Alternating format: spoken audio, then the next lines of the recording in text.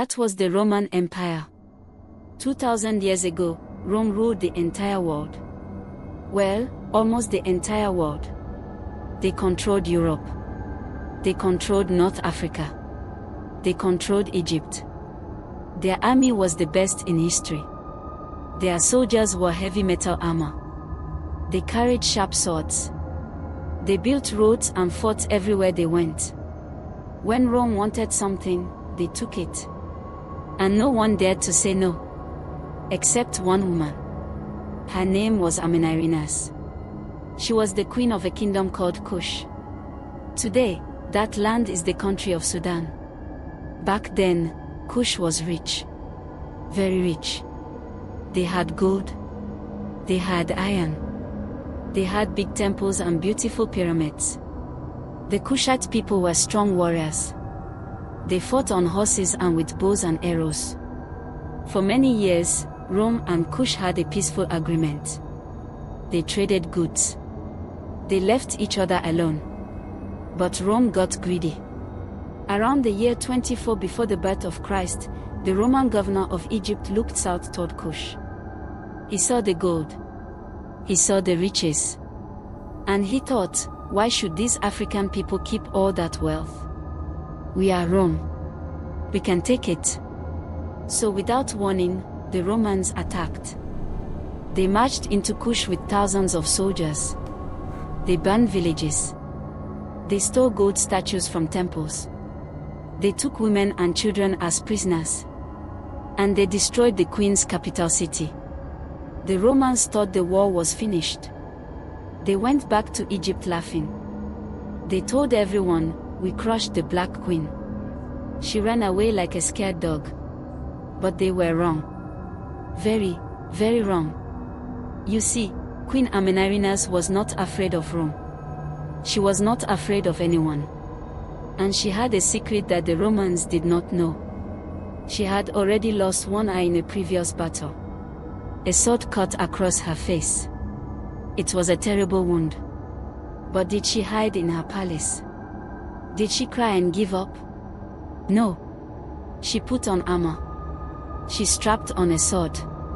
And she became an even fiercer fighter than before. When she heard that Rome had burned her capital, she did not run away. She smiled. A cold, hard smile. She said to her generals, Rome has made a mistake. They think we are weak. They think we will beg for mercy. But we are Kushites. We do not beg. We fight. And so, the war began again. The Romans were celebrating. They were drinking wine. They were counting the gold they had stolen. They thought the queen was hiding in the desert somewhere, too afraid to show her face. But while they were laughing, Amanirenas was planning. She knew the Romans were strong in open battle.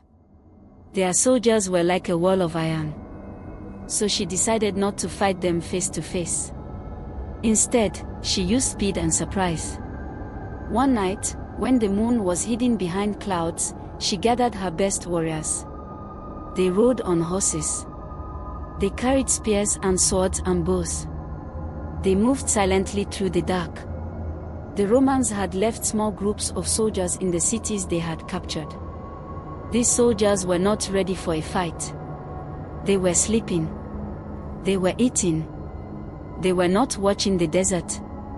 Amanirenas attacked at dawn. Her warriors came out of nowhere. Like ghosts. Like fire. They rode into the Roman camps and cities.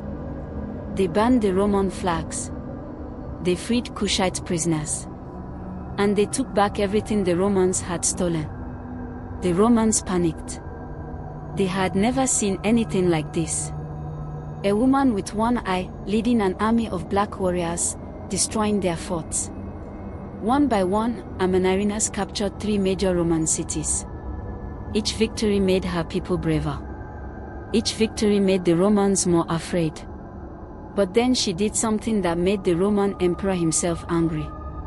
Very angry. You see, when the Romans first attacked Kush, they had stolen a bronze statue. It was a statue of Caesar Augustus, the most powerful man in the world. He was the Emperor of Rome. And his statue was huge. It showed him wearing a crown and standing like a god. When Amanirenas captured the Roman cities, she found that statue. Her generals said, "Let us melt it down for metal." But the queen had a better idea. She took the statue back to Kush. She did not destroy it. She did not hide it. Instead, she buried it. Where did she bury it? Under the doorway of her temple. Think about that for a moment. Every single day, people walked into that temple to pray. And every single day, they stepped on the face of the Roman emperor. Their sandals touched his bronze nose. Their feet pressed on his bronze crown. It was the biggest insult you could imagine. Amanirenas was saying, "Your emperor is not a god. He is a doormat. He is dead. He is beneath my feet." When Emperor Augustus heard what happened, he was furious. His face turned red. He shouted at his generals. He said, "How dare that one-eyed woman insult me? Send more soldiers. Crush her. Burn her kingdom to the ground." So Rome sent a larger army. More soldiers. Better weapons. They were determined to destroy Kush once and for all. But Amanirenas was ready. The two armies met in the desert. The sun was hot. The sand was blowing. On one side, thousands of Roman soldiers in shiny armor. On the other side, Queen Amanirenas on her horse, with her warriors behind her. The Romans attacked first. They threw spears. They charged with their swords. It was a brutal fight. Men screamed. Horses fell. The sand turned red with blood. And then, something terrible happened. A Roman spear hit the queen. Not in her chest. Not in her leg. It hit her in the head. Right where her missing eye was. She fell from her horse. Her warriors thought she was dead. For a moment, the Kushite army stopped fighting. They looked at their queen lying on the ground. But Amanirenas was not dead. Slowly, painfully, she stood up. Blood ran down her face. Her one good eye was still burning with fire. She picked up her sword. She climbed back on her horse. And she shouted to her people, "Is this all Rome has? I am still standing. Fight with me." Her warriors roared. They had never seen such courage. A woman who should have been in a hospital bed was leading them into battle again. They pushed back the Romans. They broke their lines. They sent the mighty Roman army running into the desert. The war continued for 3 more years. 3 long, bloody years. Neither side could win completely. The Romans could not beat the queen. The queen could not destroy Rome. But one thing was clear, Rome was tired. They had lost too many soldiers. They had spent too much money. And the emperor's own people were asking, "Why are we fighting a one-eyed woman in the middle of nowhere?" So finally, Rome sent messengers to Queen Amanirenas. They came to her tent. They were nervous. Their hands were shaking. They offered her a peace treaty.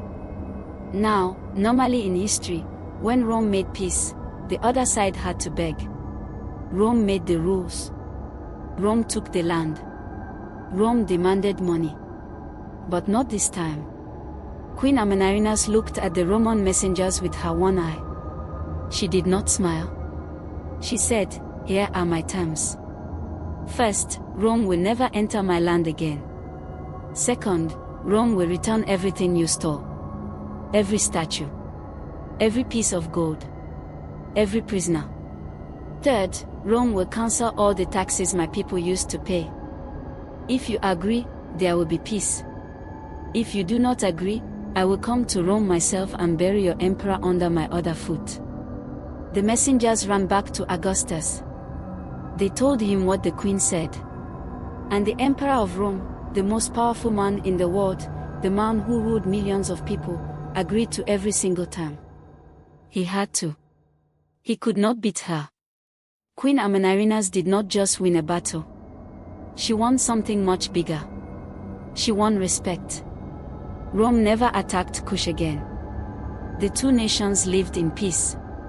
Roman writers barely mentioned the war in their history books. Why? Because they were embarrassed.